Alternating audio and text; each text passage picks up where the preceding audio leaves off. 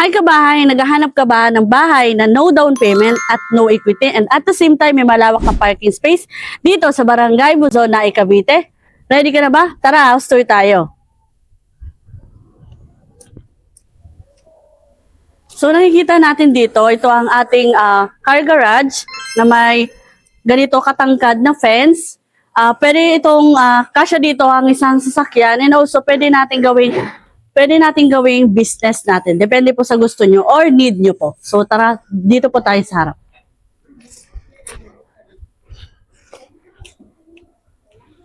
Dito po sa ating harap, makikita natin na napaka-modern ng ating facade. And also may 1 meter tayong front yard para sa ating future expansion and pwede din pong garden ng ating pamilya. So ayan, makikita natin may only window po tayo dito sa harap and may sliding window po tayo dito. So tara, pasok po tayo dito. Ang kinaganda po dito is may free screen door na po tayo dito upon turnover. So ang ating door po is made of wood po siya. So ayan po, kung nakikita nyo po is ganito po ang itsura ng ating actual turnover niya. Semi-complete na po siya. May pintura na po ang walls niya. May tiles na po ang floor niya. And may modern circuit breaker na po siya, pan turnover po. So, proceed naman po tayo sa ating toilet and bath. Kung nakikita natin dito sa toilet and bath, ganyan po ang itsura niya or actual turnover niya. May complete accessories na po siya. May shower, may lavatory, and may water closet po. And naka-tiles na din po siya. And ayan po ang ating ceiling. So, ang ating door naman po is made of plastic PVC po siya. So, proceed naman po tayo sa ating kitchen area. Dito po sa ating kitchen countertop is naka-tiles na po siya, may faucet, and may stainless sink po siya. And also, hindi mawawala ang built-in cabinets na made of plastic PVC. So, tara punta tayo sa second floor. So, dito sa ating second floor, ang first two steps natin is concrete po siya and naka-tiles po. Dito na po sa ating mga steps is naka-vinyl planks po siya. So, ito naman ang itsura ng ating second floor. Ito ang actual turnover niya. Provision for 2 bedrooms po siya. So, dito makikita natin is naka-vinyl planks na po ang ating floor. May pintura na po ang walls. And hindi po mawawala ang sliding window natin na may free screen window na. Dito nilagyan may staircase na po siya dito. And dun po is minakabang na din po mga outlets and electrical wirings po natin. And about naman po sa ating ceiling, ganyan po ang ating ceiling na actual turnover. So here naman po, ang ating provision for window type aircon pag gusto nyo po magka-aircon.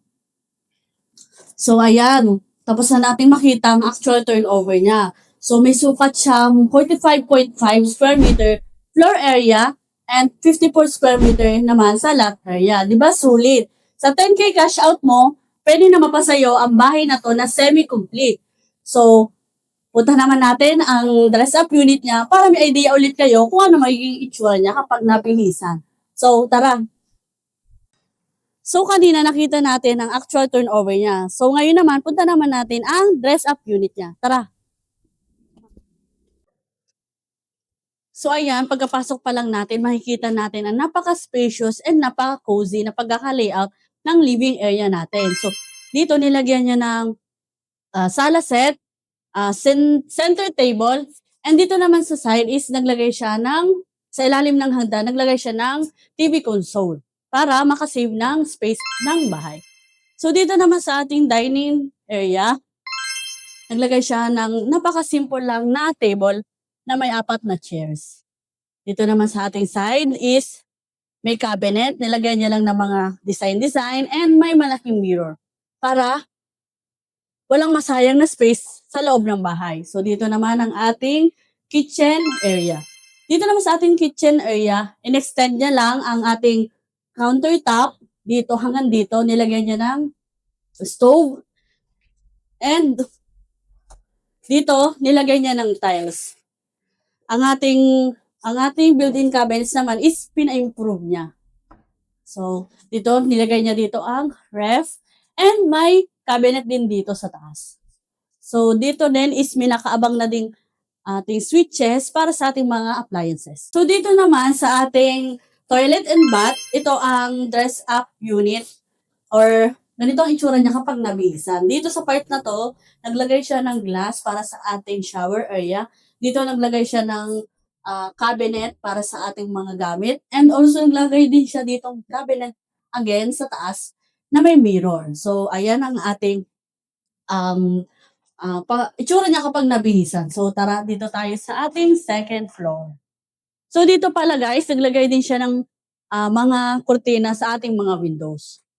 So, dito naman sa ating second floor, pagkakit natin, makikita natin, naglagay siya dito ng mga paintings para may design pag aakyat. Ito naman ang itsura ng ating first bedroom. So, itong bedroom na to is para sa mga bata. May double deck tayo for girls and boys na anak natin. Tapos, dito naglagay din siya ng study table para kumbaga naggagawa sila ng mga assignment, dito sila gagawa. Dito naman ang ating cabinet nila. So, kahit naglagay siya ng ganyan, ng maraming pictures, malawak pa din ang bedroom niya. So, tara, doon naman tayo sa kabilang bedroom. So, dito naman sa kabilang bedroom, ang master bedroom. Napakasimple lang kasi para lang naman to sa magulang natin. So, dito is naglagay siya ng cabinet na malawak din. Kahit naglagay siya nito, is malawak pa din tingnan kahit may cabinet siya and may table dito. So, dito naglagay siya ng parang curtain na itaas para sa ating window. So dito naglagay siya ng aircon. So, ayan, tapos na nating makita ang actual and dress-up unit ng Pagsibol Village Premier. So, ngayon, pag-usapan naman natin ang details and computation sa baba. Tara! So, sa halagang 10K cash out lang, pwede ka na magkabahay dito sa Pagsibol Village Premier. I-flash ko dito sa gilid ng screen natin ang sample computation niya. So, through Pag-ibig financing po siya. So, once again, I'm Antoinette Ramos, your property specialist. Thank you sa pagsama ulit sa ating house tour. So, for more details and free site viewing, you can message me on my number or contact me on my following social media accounts na ipa-flash ko ulit dito sa baba ng ating screen. Don't forget to like, share, and subscribe para updated kayo sa susunod nating video. So, kita-kits dito sa Pagsibol Village Premier. Bye-bye!